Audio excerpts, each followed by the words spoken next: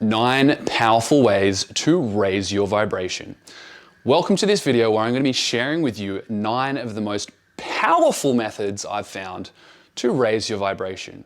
Now, in the last video, we were talking about the scale of consciousness, a scale that was first really shared by a guy called David Hawkins in a book called Power versus Force, where he basically lays out this process that all human beings go through from a very low, dense, low vibration state of suffering, fear, pain, and ego, moving up to a state of flow as we begin to clear out all of this programming, conditioning, junk, self-doubt, fear, low self-worth. We naturally start to glide up this scale until eventually we just become woke and enlightened and create stuff. So this is really a scale of happiness. If you want to simplify it and strip it of all the spiritual jargon, we're talking about being really unhappy and being really, really happy. So in this video, I'm going to show you how to do that. Now, the first thing I want to cover is that it's very typical of people who get onto this path of consciousness, people who have a spiritual awakening. Doesn't matter how it happens. Often it comes through disaster, like some kind of relationship breakup or some kind of physical illness or some kind of problem that occurs in your life where you realize, I need to shift my whole way of being because this just isn't working anymore.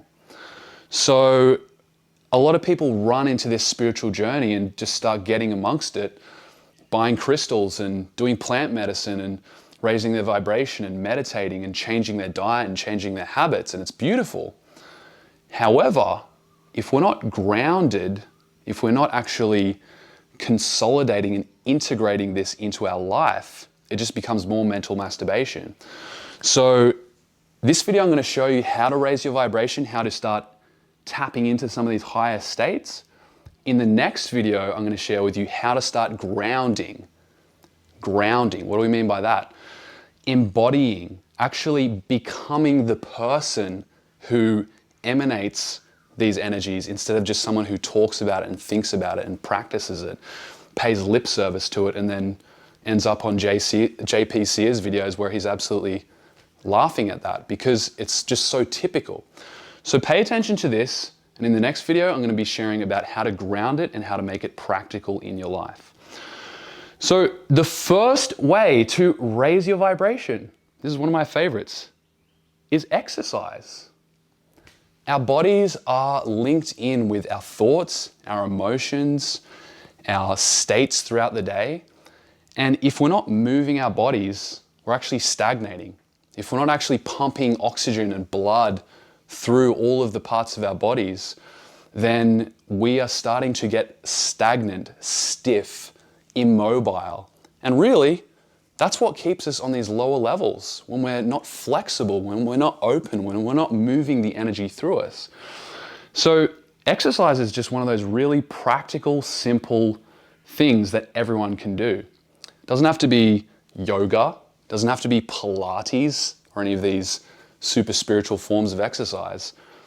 I do weightlifting, I do yoga sometimes, I run, I do all kinds of different stuff. It doesn't matter what it is, as long as you start to get your body moving. It could be hiking, it could be rock climbing. This is actually going to shift your vibration. So simple, but so practical. The second one that we all know about, we've all heard about meditation before. Are you doing it? So simple.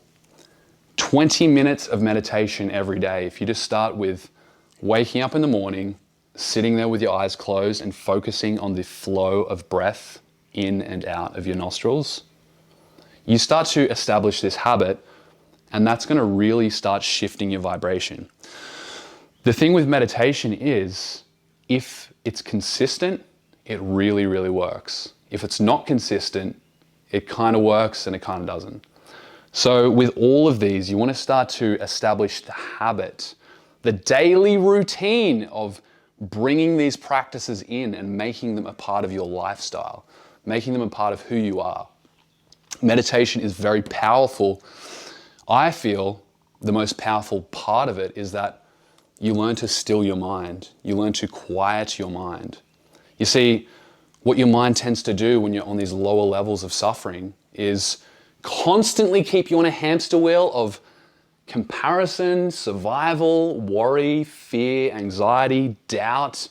Maybe you might jump up into pride and think you're doing really well, and then you're crashing back down, and then you're going all over the place.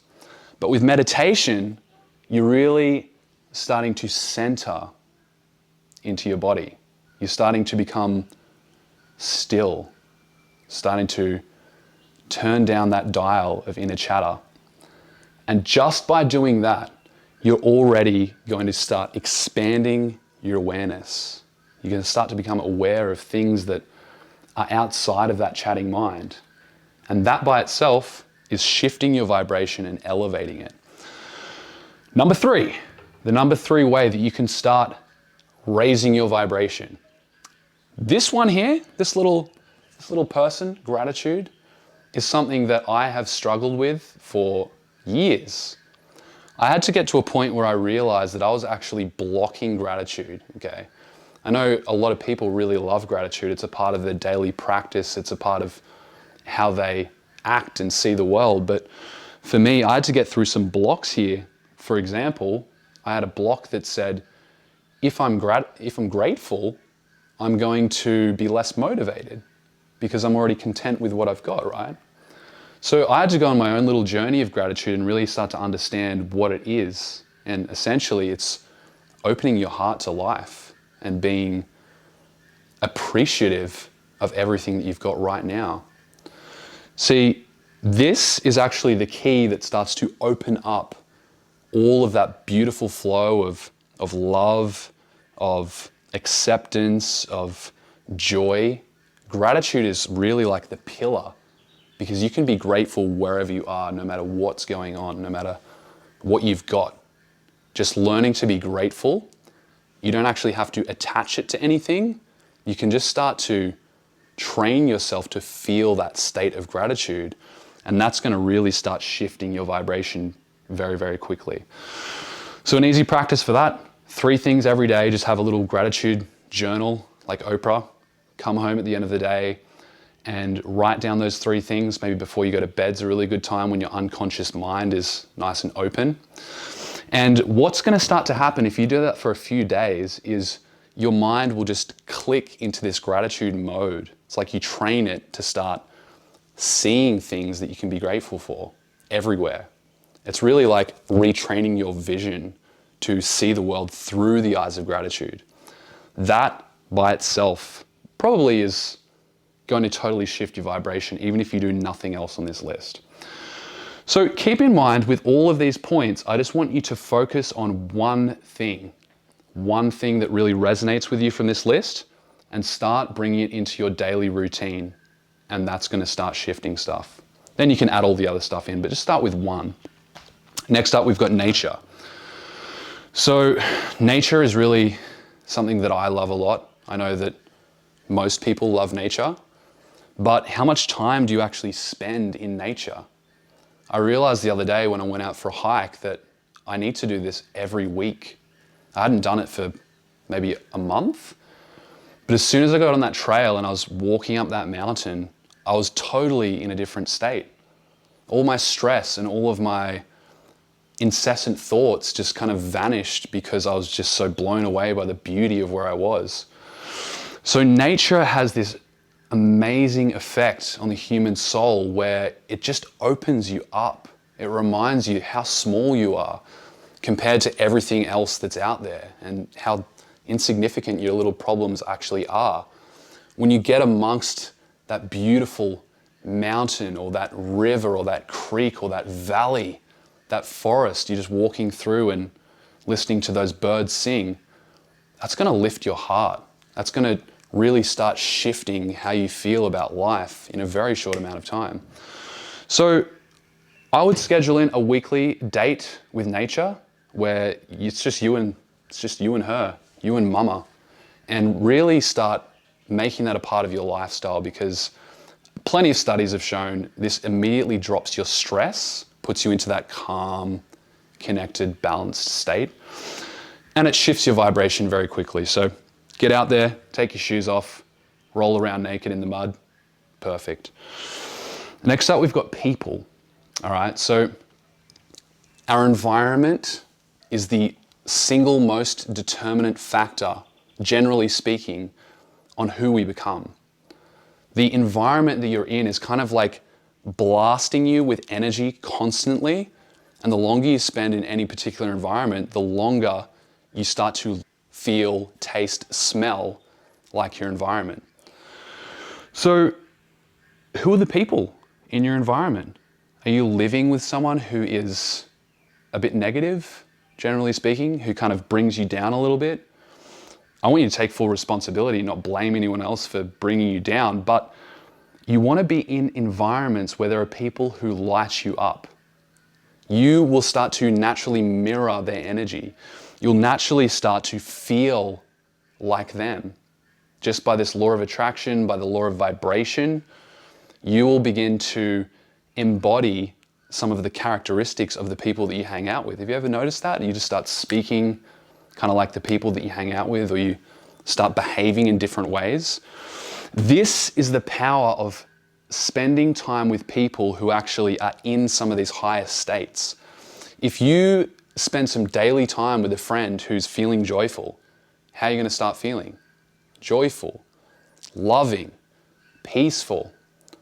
So I want you to begin to get very, very selective with the people that you hang out with. You know, for me, I used to be in a situation where I was around a lot of people who didn't really inspire me, who didn't really lift me up. I was kind of just like always dropping down to that lower level just to fit in. But as soon as I got really selective about this and said, you know what, I'd prefer to be alone than hang out with people who don't raise my vibration, who don't lift my state. As soon as I did that and just started saying no, the craziest thing happened. I started, I thought to myself, how can I find people who are going to boost me, who are going to raise my vibration, who are going to uplift my soul? And at the time, I couldn't really see any of those people around. I didn't really know how to find those kinds of people. But as soon as I just simply disconnected from my existing group, I just said goodbye. I just want to be by myself and discover this for myself. The people started coming in naturally. As soon as you open up a space in your life, the vacuum law brings those people in. As soon as you create an empty space, nature abhors a vacuum.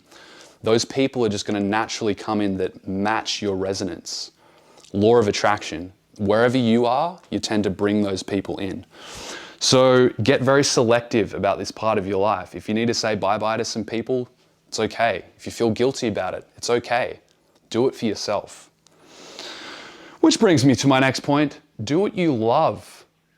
I don't know if you have a job that you love, or if you're running a business that you love, or even if outside of all of that stuff, outside of career, you're spending time just doing activities that you love. Whatever the case is, this by itself is going to really shift you up fast. The reason for that is that if you are stuck doing something that you really don't like, you're basically communicating to your own unconscious mind. You're communicating to your soul, I'm not worthy to do what I love. I don't deserve to do what I love. That's what you're kind of saying to yourself. You're hypnotizing yourself into this rhythm of, I don't deserve to do what I love. And you can shift that so quickly just by beginning to spend more time doing activities, enjoying yourself. You know, if it's gardening, if it's cooking, if it's dancing, if it's getting out and meeting new people, if it's anything at all. Whatever activates that sense of aliveness, of happiness, of joy, where you just feel like a little child. Maybe it's just skipping through the flowers. This is going to raise your state very, very quickly. Alan Watts, an amazing philosopher, talks about, love is kind of like this energy field that the more you spend time in it, the more it expands and reaches into other aspects of your life. So he says, even if you love ice cream, start with that. Just open up your passion for ice cream. Start sampling different flavors and turning it into an art form. That by itself is expanding the energy field of love in your life, and you'll begin to realize now you feel more love towards other people and yourself and the environment. It just naturally starts growing. So this is a way of really training yourself to get into that vibration of love. Doesn't have to be work necessarily, but if you're doing work that you hate, that is having an effect on your soul. That's dragging your vibration down. So look for ways that you can start to shift that. Even if it means launching out and starting your own thing, always encourage that. Which brings us to the next point of how to raise your vibration. Number 7, you want to start to shift the media that you're consuming. We haven't even got to food yet, but like we said about our environment, everything that comes in through our eyes, through our ears, through our feeling sensations is having an effect on your mind. It's having an effect on your vibration. So if you're listening to a lot of heavy gangster rap, or you're listening to a lot of news media in general, just any of it, it's laced with negativity. You know, it's absolutely rife with negativity.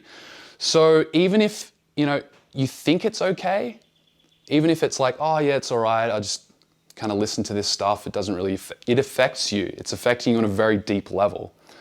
Unconscious mind, your unconscious self is picking up all of the subtexts, all of the underlying meanings of the songs you're listening to, of the films that you're watching that have these plots and storylines that kind of just train you to see life like that. You just want to become very aware, first of all, of what is the media that I'm consuming? Who are the people that I'm following on the internet? And are they actually lifting my sense of happiness? Even if you really enjoy listening to some people, you got to check and ask yourself, am I enjoying this because it gives me some kind of egoic survival kick? Or, I'm getting off on the fact that this person kind of judges this group of people. Does that give me like a little rush? That is you basically dropping down into suffering. Even if it gives you this nice little tingly feeling temporarily, it's pulling you down. So just tune into, what are you paying attention to? What are the musics that you're listening to? Who are the people you're listening to? What are the things that you're watching? This is all affecting you very, very deeply. Start to change it to stuff that's lifting you up higher. Which brings us to point number 8, food. Now, food is a really sensitive topic for a lot of people. I'm not going to start bashing vegans or anyone, but food is really affecting your vibration on a very deep level, because all food has its own energetic properties, right? So you want to start to cut out everything that's processed, like anything that has been significantly altered in its manufacture, anything that's got more than 5 ingredients on the packaging when you pick it up off the shelf. Just start cutting all that stuff out. You don't need it. Start focusing on whole foods, fresh foods, preferably locally grown, so it's not coming from some other country. And just really start eating lots of green stuff, vegetables, fresh fruit. Make that kind of like the cornerstone of your diet. If you eat a huge amount of grain, just start to cut back on those grains and focus more on vegetables. You can still eat meat, but again, be mindful. Am I just eating meat because that's what my family's always done, or just because I'm addicted to it? I'm not going to say that it's wrong to eat meat, but is it actually serving you? Is it raising your vibration? Is it making you feel more alive?